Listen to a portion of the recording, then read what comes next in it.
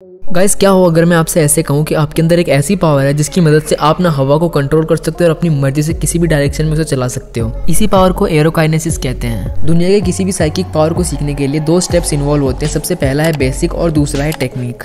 Basic तो सभी powers के लिए सेम होता है, लेकिन टेक्निक ही है जो कि सभी पावर्स को अलग अलग बनाती है। चाहे वो टेलीकाइनेसिस हो, इलेक्ट्रोकाइनेसिस हो, लेविएशन हो, पायरोकाइनेसिस हो या फिर टेलीपैथी या फिर कोई भी सुपर पावर हो, सभी के बेसिक में ना 3 पॉइंट्स होते हैं MVB।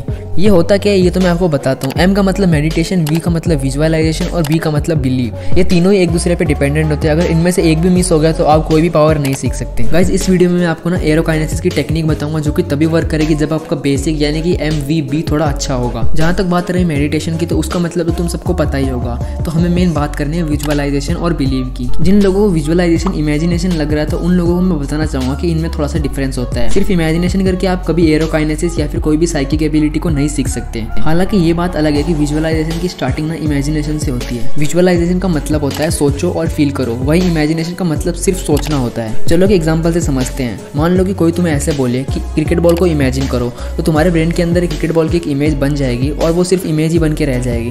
लेकिन वही अगर तुम्हें कोई ऐसा बोले क्रिकेट बॉल को विजुअलाइज करो, तो तुम्हें इमेज तो बनानी है, साथ ही साथ उसे फील भी करना है। फील करने का मतलब ये है कि तुम्हें उस बॉल की सारी चीज़ों का ध्यान होना चाहिए। उसका कलर, उसकी मजबूती, उसका शेप, उसका वजन, उसका टेस्ट, सभी तुम्हारे ब्रेन के अंदर होना चाहिए और तुम्हें ऐसा लगना चाहिए जैसे कि वो बॉल तुम्हारे पास ही हो। अब बिलीव का मतलब यहाँ पे यही है कि तुम्हें जितना हो सके उतना विश्वास करना है उस बॉल पे कि वो बॉल तुम्हारे पास ही है। और गाइस जिस दिन आपके अंदर ये एबिलिटी आ जाएगी ना कि आप ना चीज़ों को असल में महसूस कर पाओ, उस दिन आप ना सुपर ह्यूमन बन जाओगे। तो गाइस ये हो गई विजुअलाइजेशन और बिलीव की बात। अब बढ़ते हैं टेक्निक की तरफ। सबसे पहले आपको ना हवा को अपना दोस्त बनाना पड़ेगा। इसके लिए तुम्हें सबसे पहले ना किसी खाली जगह पे जाना है। ध्यान रखो कि वो जगह खुली होनी चाहिए, किसी भी कमरे वगैरह में मत जाना स्टार्टिंग में।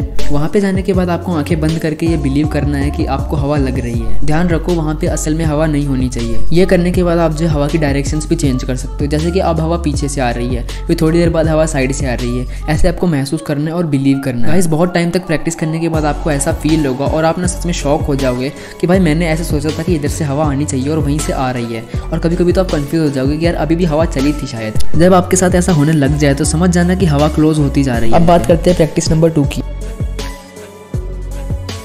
गाइस इस प्रैक्टिस में ना आपको हवा को कंट्रोल करना सीखना है और ये ना पिछली वाले से बहुत डिफरेंट है। इस प्रैक्टिस में ना आपको स्पाइडरमैन बनना होगा। तो चलो आज ना मैं तुम्हें दिमाग की एक बहुत ही बड़ी सच्चाई बताता हूँ। ये दिमाग हमारा इतना कमीना होता है क्योंकि ना ये ना उन्हीं चीज़ों पे विश्वास करता है जिनके पीछे लॉजिक हो। तो चलो एक एग्जाम्पल से समझते हैं। मान लो कि मैं तुम्हें ऐसा बोलूँ कि मैंने एक आदमी को उड़ते हुए देखा था, तो तुम क्या बोलोगे कि भाई ये पागल है, ग्रेविटी नाम की भी चीज़ होती है। और वहीं अगर मैं तुम्हें ऐसे बोलूँ कि वो आदमी हेलीकॉप्टर में उड़ रहा था, तो तुम्हारा दिमाग उसे सच मानेगा कि हाँ भाई हेलीकॉप्टर ग्रेविटी के अगेंस्ट जा सकता है। मैंने तुम्हें एग्जाम्पल इसलिए दिया है क्योंकि इस प्रैक्टिस के अंदर ना हम लॉजिक से दिमाग को ये बिलीव करवाएंगे कि हवा हमारे हाथों के कंट्रोल में। तो चलो बात करते हैं कि तुम्हें करना क्या है। इस बार तुम्हें एक खाली रूम में जाना है जहाँ पे खिड़की, फैन वगैरह सब कुछ बंद हो और ध्यान रहे कि वहाँ पे जरा सी भी बाहर से हवा नहीं आनी। कमरे में जाने के बाद आपको करना क्या है कि अपने हाथों को थोड़ा सा ऊपर उठाना है, फिर ऐसा सोचना है, ऐसा बिलीव करना है कि आपके जो अंगूठा और उंगली है उसके बीच में एक रस्सी है जो कि आपने पकड़ी हुई है और जो कि हवा की एक शीट से जाकर चिपकी हुई है। ये सब करने के बाद आपने वो जो रस्सी पकड़ी हुई है जो कि हवा की शीट से जाकर चिपकी हुई है उसे आपको अपनी तरफ खींचना है और महसूस करना है कि हवा आपकी तरफ आ रही है। ये बिल्कुल स्पाइडरमैन की तरह है, जैसे कि वो अपने वेब से किसी भी चीज को चिपका के खींच रहे हैं। यहाँ पे हवा की शीट का मतलब हवा ही है, लेकिन ये सब हमारे दिमाग को समझाने के लिए किया है। बस प्रैक्टिस की बात है तो यहीं तक थी, लेकिन ध्यान रहे जो स्टार्टिंग में मैंने बेसिक के 3 पॉइंट्स बताए थे MVB, मेडिटेशन, विजुअलाइजेशन और बिलीव,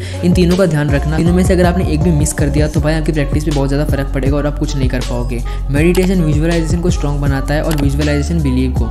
तो गाइस बस यहीं तक वीडियो। अगर आपको वीडियो सच में पसंद आया तो इस वीडियो को लाइक कर देना और अगर आप इसका पार्ट 2 चाहते हो तो एक बार कमेंट कर देना, मैं ज़रूर बनाऊंगा।